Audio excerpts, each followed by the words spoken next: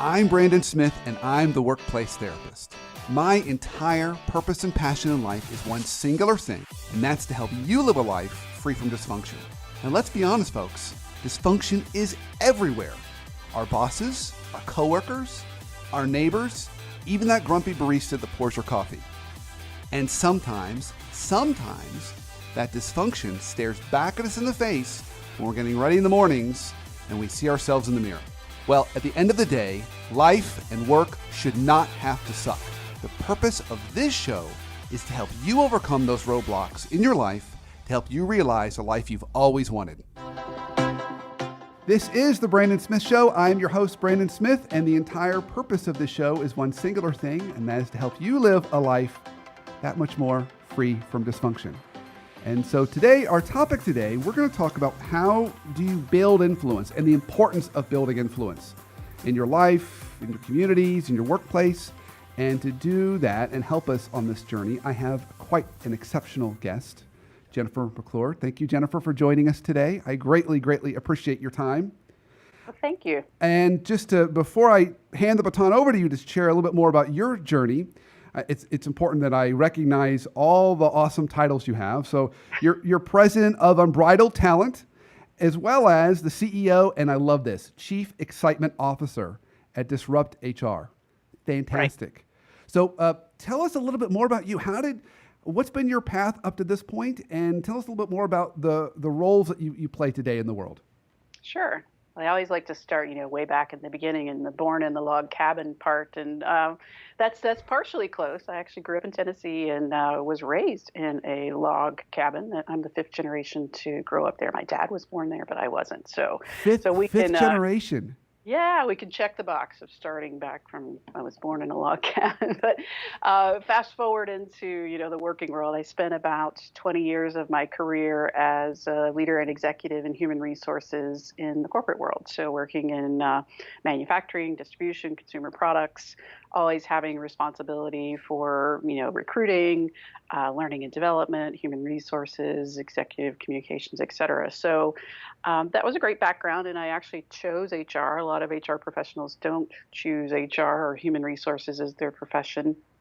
But I chose that because I felt like it was a great way to have impact and influence on the most people I could in the organization. So I like to say I was a millennial before millennials were cool, way back. Coming out of college, I wanted to rule the world, and I wanted the shortest path to get there. And I really felt like HR was a great way to do it, and I still do, because you do have impact over everyone in the organization, whether it's, working on their benefits or the policies and procedures, obviously, but certainly there's a lot of opportunities to communicate with people, to influence leaders, to develop people. And so I feel like I made the right choice. After almost 20 years, the company that I worked for was sold, and I had about 10 years earlier kind of planted a little seed in my brain that I eventually wanted to own my own business, be a consultant, do the speaking thing, because I really have a passion, I guess, to teach people and to help them grow and learn. So I went out and started talking to people who all single-handedly gave me the same advice: you are not ready to start your own business. Really? They all gave you that advice? Yes, because they were much wiser than I was. I was like every other person who's like, I'm just going to hang a shingle and people will call me, right? I had no clue about what my product would be or what I would sell or how to sell. I'd never done any kind of business development. And so again, people smarter than me really called that out right away and said, you don't even, you think people will just call you because you're good. And I was like, isn't that the way it works? And they're like, that's why 90% of businesses fail. So Wow. saved from, I'm sure, a complete disaster. Ultimately, a lot of the people that I talked to suggested that I go into executive recruiting, which would never have been a choice of mine because I actually didn't like recruiters being in HR. They were kind of the enemy. When you had to bring in an external recruiter, that meant, in my mind, wrongly, that I had failed. So going kind of to that dark side, it took a little pushing and shoving, but it was good advice, again, from people to say, use the skills and talents that you have, find a job where you can work with somebody who can teach you how to develop business, because as an executive recruiter, I had to find my own clients. I had to find the candidates for the position. So I had to, quote, hunt and eat what I killed.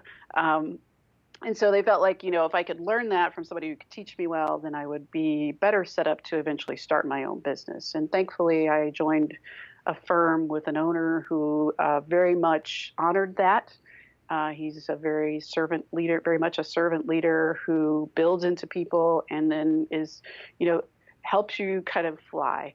And so Mike Sipple Sr. at Centennial Inc. here in Cincinnati hired me as an executive search consultant there and taught me really how to build relationships in a way that I, an introvert, a non-salesy person, could feel comfortable doing it. And that was to go out and build relationships first and offer to serve people. Wonderful man, wonderful company, wonderful people. I learned a lot, had some success there for about 3 years. And during that time, had made a decision to give back because so many people had been helpful to me during the time while I was out considering my next move. And so I decided to give away 10% of my time to senior executives in career transition, just helping them in their journey and figuring out what was next. And through doing that, taught them about my networking journey and helped them set up LinkedIn profiles. This was 2006 kind of time frame, so LinkedIn was relatively new. So showed them how to build LinkedIn profiles to develop their relationships. And so that ultimately turned into people that then they got hired in companies or they were part of other organizations who asked me to come and share those messages about networking or building your LinkedIn profile or how to use LinkedIn to search for jobs to share with their group. So I got to start speaking, which had been my original goal. And it just kind of happened through, again, serving others. And more then got asked to come in to teach corporate teams how to do those things, and then began to start asking to speak to people about, what I was passionate about, which was leadership and strategic leadership and communication. And about 3.5 years into my career as an executive recruiter, decided to step out on my own as a full-time speaker, which is, again, often not a move people make.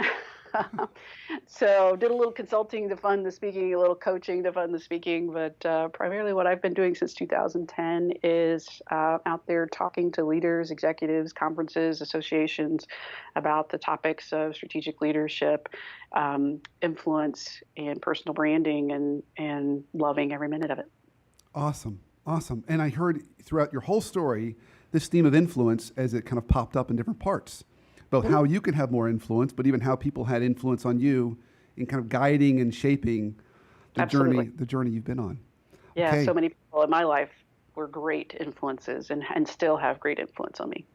So before we even jump into how we build influence, define for our listeners the importance of this. Why does this even matter? Why should this matter to us?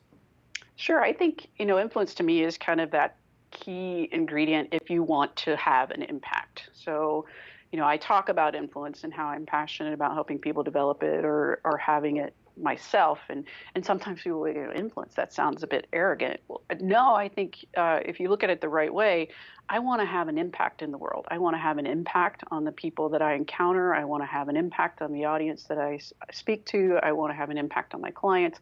I want to have an impact in the world. So when I leave here, I want the world to be a different place, a better place, people to be better because I had some sort of influence on their lives. So I don't feel like you can have a huge impact without developing your influence. So we all impact people. I mean, we impact the earth by walking upon it. But if I want to have a great impact, a positive impact, if I want to transform people to achieve what they want to achieve, then I've got to be seen as a person who has the influence, the relationships, the credibility, the authority, all those things in order to be able to encourage them to move.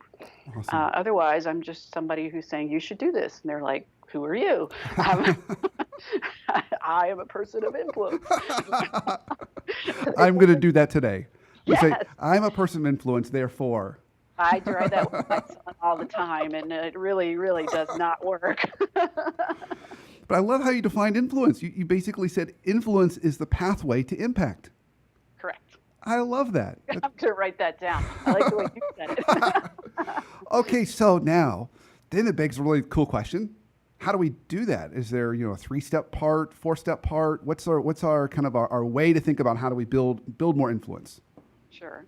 Well, I'll start with the secret first. The secret is that a lot of people think influence is as a result of having a title or a certain position on the organization chart. And there are certainly types of influence that come with that, but it's ultimately empty influence if you don't have these other things that I think are key components of building influence or having influence over others. And the first one that I think is probably the most important is the relationships that you have. Again, regardless of where you sit on the organization chart or what your title is, developing relationships with key people, the right people, people who have done what you want to do or are the experts in the area that you want to be an expert in, that's all very key. And again, relationships are kind of, a complex myriad of things, but are you intentionally going out and building relationships with people who, number one, want to build into you? So like I mentioned, the owner of the recruiting firm that I worked for, very much an influencer in the community, in the world, in his family. And he specifically built into me and made me a better leader, showed me how to be a servant leader, showed me how to develop relationships with people and not sell in order to develop business. And so I learned, so much from him. But there have been other people, whether it's bloggers or other speakers or people that I learned from that I aspire to be like them. But by having relationships with those individuals, I can access information. I can access other people.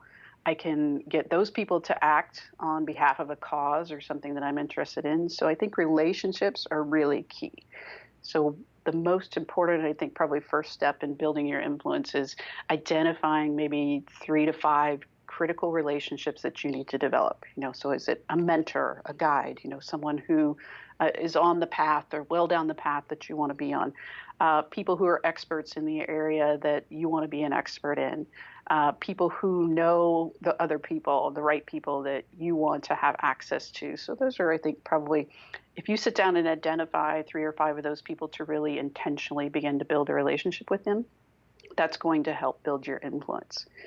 A second way, and I think I, again, almost kind of did it a little bit by accident, but have certainly, over the last, I'd say 10 plus years and the 7 plus years that I've been in business for myself, have seen it work tremendously well for me and for others, is creating content.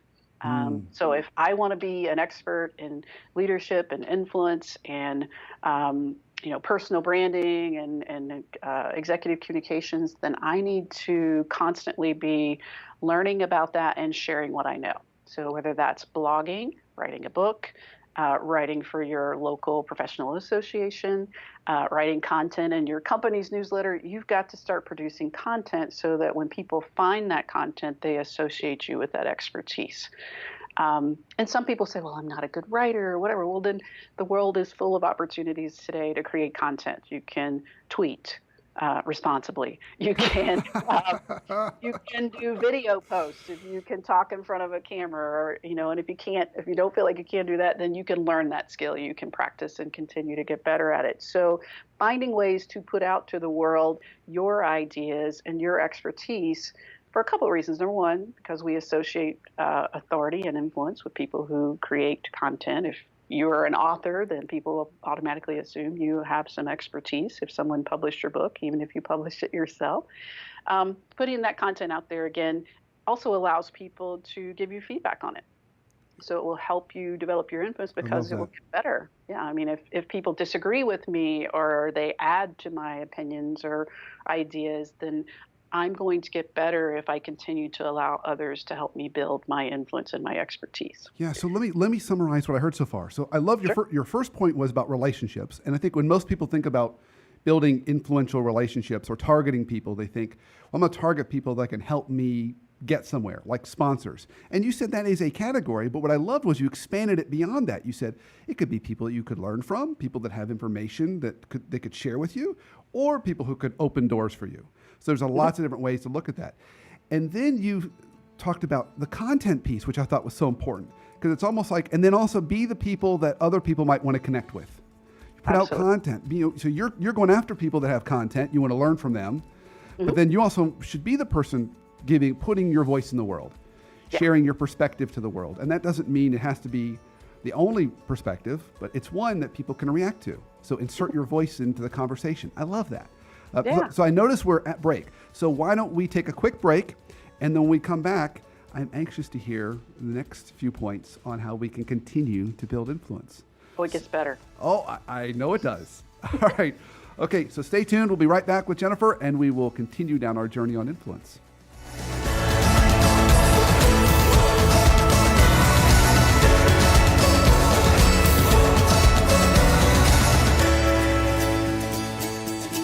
The right job plus the right culture plus the right boss equals workplace happiness. The number one reason people leave jobs is problems with their boss. A horrible boss can make us dread every Monday, but an amazing boss can make us so excited to work that we'd go in on weekends.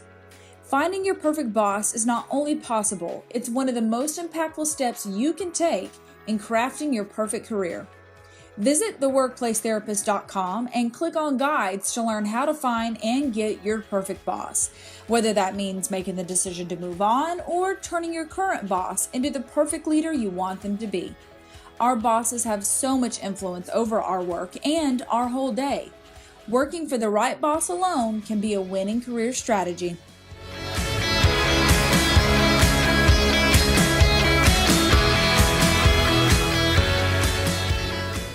Welcome back from our break. If you're just now joining us, we are talking about how to build influence and the importance of building influence. And I've got an amazing guest on our show today, Jennifer McClure, who wears lots of hats and has lots of titles today. But I think the big thing that I'm hearing so far, Jennifer, is that you're constantly pushing the envelope to help people and professionals change how they view the world. So you're practicing what you preach when it comes to influence. I'm trying. I think that's the best any of us can say. So we talked before the break. We talked about the importance of building relationships, and you gave us a nice way to think about that, 3 to 5 in different categories. We talked about the need to put out content, and you gave us a lot of kind of grace by saying you don't have to be the greatest writer in the world. There's lots of ways and methods and mediums to put out content. And it can be audio, it can be visual, it can be tweeting, as long as you tweet responsibly, which I think is a tweet all by itself. I love that you said that. That's fantastic. Okay, so what's next? If we've checked off the relationship box and we've checked off the content box, is that it? Oh, no. I love that. So Oh, far. no. Oh, no. You just started, Brandon. Here we go. Yeah. I think a part of building influence, or a really important part of building influence, is also finding other people to build into. So, whether that's mentoring other people or finding other people who are sharing great content or information or have the expertise, and then sharing that out to your audience. It does a couple of things. Number one, you're helping to build the influence of others. Number two, you're curating great content for the people that are following you. So by default, you get to be associated as the expert because people follow you for certain types of content. So I've been on Twitter since 2008. I started blogging in 2008. I've been on LinkedIn since 2006, I think. And I've always, probably unintentionally at first, but more intentionally, certainly as I began to realize how important it was to develop and intentionally develop my influence and my personal brand, curated content around leadership, around human resources and recruiting, because that's my background, around personal branding, and more and more around kind of building, again, influence. So the fact that I am looking for sources and people to teach me that then I can share with my audience as experts, again, does a couple of things. I build into others. I develop my influence by doing that. And I also help my audience look at me as a point to go to find that information. So it's kind of influence by association as well as, active influence. Another way, and you're phenomenal at that, by the way. Oh, you are phenomenal at that. I mean, you really are. But I think it gives, I think there's so many sources of content today for us. We have so much choice that what you said there, it gives people a trusted source that they can go to. Yes. And I think you do that so very well. So I want to pay that compliment because you're great at it. Thank you. And I think, kind of following along with that, creating communities, I think, has been a way that I've been able to develop my own influence, and I've seen other people do that. And again, communities, it's almost like saying create content. And everybody's like, does that mean I have to write a book? No, you can create a community. Again, on Twitter, I have a community of people that follow me looking for content related to the topics that I mentioned earlier. I've created just an informal Facebook group for HR professionals to ask and answer questions. It's, people probably once or twice a day go in there and say, I'm struggling with this, or I need a vendor to do this. And so the community helps them out, but I created it. So I don't even post very regularly in it. I have a LinkedIn group with 42 or 3,000 people in it that I've managed since 2007. I rarely post in it, but I'm associated as the manager and the founder of it as being a person who's influential because it's called Link Cincinnati. So I'm, associated with being influential in the Cincinnati area. So, creating communities of people, that could be an informal breakfast meeting that you have with a group of leaders. So how are you helping people to connect and showing them that you're a person that can bring the right people together? Again, tons of ideas on how to do that, but that's just a couple of examples. LinkedIn group, Facebook group, your Twitter community, your personal relationship community. And then another way, I think, once you've developed this expertise, another way to go out and share what you know is to speak. And yes, we all know, the number one fear of people is public speaking over death and all that. But, I think there are tons of ways, again, to speak without saying I'm going to go straight from zero to the TED stage with an audience of CEOs and global leaders. I love how you just laugh in death's face. You just says, ah, ha, ha, ha, ha. Well, that's what I do for a living. So it's, it's probably easy for me. I notice I speak, but find a way to get your voice out there. And whether that's, a good first step for people might be participating in a panel discussion. Be a panelist, share what you know. I love that's the first step. Those are panels is great. You don't have to prepare anything. You just react. Yeah, you're sitting in a chair on a stage and somebody's asking you questions about stuff you already know. So be a panelist. Do a 5-minute talk. I run this thing called DisruptHR, where it's communities all over the world where people give a 5-minute talk with 20 slides that advance every 15 seconds. Puts everybody on the same playing field. Professional speakers and people who've never spoken before have to deal with that format. And so what we just want is your idea. You don't have to be a great speaker, but there's also Ignite, there's Pechakuka, there's other places where you can do just an informal talk or submit to speak at your professional association or a conference. Conferences love to have practitioners on the stage. They'll choose somebody like me, a professional speaker who also has a long history of being a practitioner, but they really want to have people who are in the trenches doing it day to day so that the audience can look at those people and say, this person is just like me. And the audience will be very forgiving of somebody who's not got super polish as a speaker, as long as they're sharing great stuff that they know. So speaking is kind of like, if you want to really have influence and impact, I think eventually you have to share your message in some forum in person. And again, speaking could be in a Facebook Live video. So there's lots of ways to do that. So those are just some of the ways that I think people can go out and really not only build their influence, but begin to share their influence and get people to view them as a person who has that influence and the ability to really change the world. What I love too about this is you had a nice subtle, it's like a little subtle flavoring or spice in all this that you say, you don't have to be kind of up on high. You don't have to be the greatest. In fact, being accessible, being real, whether you're creating a group where you're going to talk about a topic and you're just going to be the forum, or you're going to just present from a practitioner standpoint, is a great way to start down the path of influencing. Or maybe that's the destination by itself. It's not so much about you being this perfectly unaccessible person. It's about inserting your voice and helping others to do the same. Some of the most influential people I know are the most humble people that I know. Rarely put themselves, center stage or under the lights, but do a lot of building into others, a lot of sharing their expertise in quiet ways. And again, they're not $20,000 speakers or book authors. They're people who are out there doing the work every day and really impacting lives. Yeah. So we got go out and find relationships. That's the first starting place. Figure out a way to kind of put out content.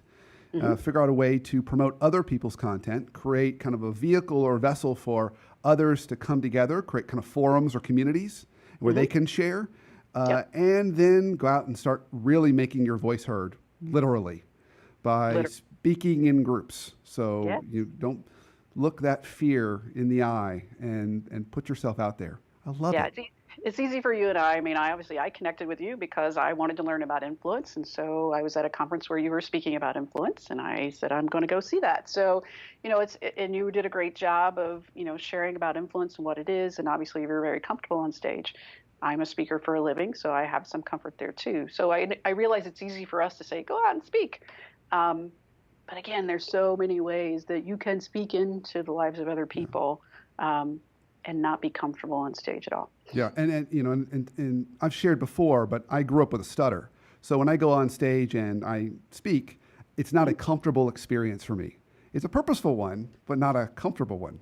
I like that. Not everything we do is comfortable, but if you're purposeful about doing the right things, that's what makes the difference. Yeah. Still doesn't make it much easier, but at least, at least it gives me my why I'm doing it. Like, what? Why are you doing this? Oh, yeah, that's right. I'm doing it for this reason. Okay, so we're entering towards the last very portion of our show. Time really flies. So I always ask all my guests this question: one life hack on how we can make our lives a little more free from dysfunction, either personally or professionally. Yeah.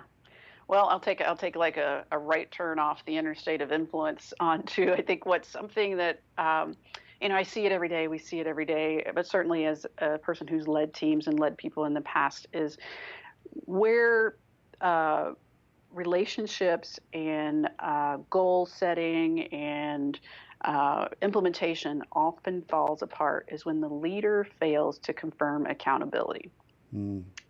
Where maybe you think you're doing a great job as a leader, and you sit down and you review your team members' goals, and you tell them what they're doing great, and you tell them what they can improve on, and then you set their goals for the next 6 months or the 6 weeks or whatever it is, and everybody read the piece of paper, and you had a discussion, and they leave, and you're like, that was great. I'm a fantastic leader. I allowed my person to set their goals, and they're going to go out into the world and achieve them.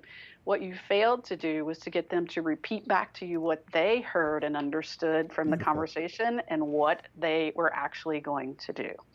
And so that's where it falls down all the time, is that, well, I thought this is what you were going to do, or my expectation was that you were going to do this. And the other person's like, I didn't hear that at all. And so we get frustrated, I think, too often as leaders or people who are trying to change the world or to impact the world, is when we go out and we share a message or instruct someone to do something, we don't take the time to say, now repeat back to me what you understand. What is your commitment? What are you going to do as a result of this meeting? And if we just took the time to do that, I think we'd find a lot of times how we're cross purposes of what we heard, or that the person's not going to do what we expected at all. And sometimes that's okay. Maybe they have a different path, but it will prevent a lot of disappointment and dysfunction along the way if you take the time to repeat back to me what you heard and what you're going to do. What's the next action you're going to take? That is gorgeous. You just made everyone listening to this a better leader, a better manager, and a better parent. All is right there. Because it's also parenting 101. Absolutely. Now, repeat back to me. What did you just hear? That they can't repeat back? You say, okay, hold on now. Yeah, my son is 25 years old, and he's doing an engineering co-op, and he was expressing some of the frustration just a couple of days ago about what he's giving a presentation for the end of his co-op to the big boss. And he's like, I feel like, I keep being told to do this, that, and the other. I'm like, have you ever tried to say, this is what I'm thinking, tell me if that's what you want? And he's like, well, that wouldn't help. And I'm like, yeah, oh, what? Of course it would. I could use a little more influence in my own house. Beautiful. Thank you so much for your time. This was an absolute joy. So if people want to learn more about you and the awesome work you're up to, where can they go? You can go to jennifermcclure.net. That's my personal website, or you can read my blog if you're so interested, and get some other information about some of the things that I do. Or if you're interested in DisruptHR and maybe getting the opportunity to give a 5-minute talk, we have DisruptHR communities in 100 cities around the world in 22 countries. It's growing every week. So there's probably a DisruptHR event near you, and you can go to disrupthr.co to find out more about DisruptHR. We have over 1,200 5-minute videos of talks out there online, so you can get inspired You can watch someone and say, I can do a better job than that, and you probably can. Or you can watch somebody and say, wow, that person really inspired me to do something different in my world today, and that's great too. Well, you are a master influencer, master curator, and master cheerleader. So thank you for all the wonderful work you do in the world, Jennifer. This is awesome. Awesome. Thank you for the opportunity to speak with you today. Absolutely. And thank you all for listening today. So remember, continue the fight against dysfunction. You can follow us every week on Facebook.com, where we launch a new show at 9 a.m. Eastern every Tuesday morning. And of course, follow us on Twitter at the WP Therapist. And until next week, have a wonderful week and an awesome life.